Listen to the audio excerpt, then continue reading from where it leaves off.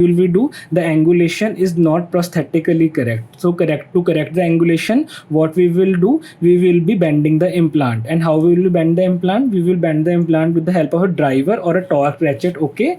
Then we will bend the implant in the prosthetically correct position. Now the implant, as you may see, the implant is in prosthetically correct position. We may bend it a little further.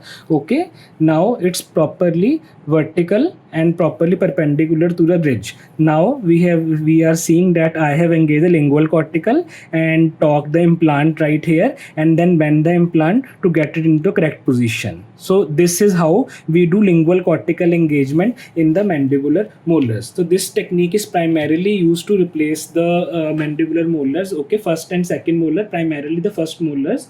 So this technique can be used as standalone technique, like replacing a single teeth or segmental replacement, or even in case of full mouth rehabilitations, we can place two lingual cortical engaged implants on the right side, two lingual cortically engaged implants on the left side. Okay, this is how we do full mouth rehabilitation in basal implants.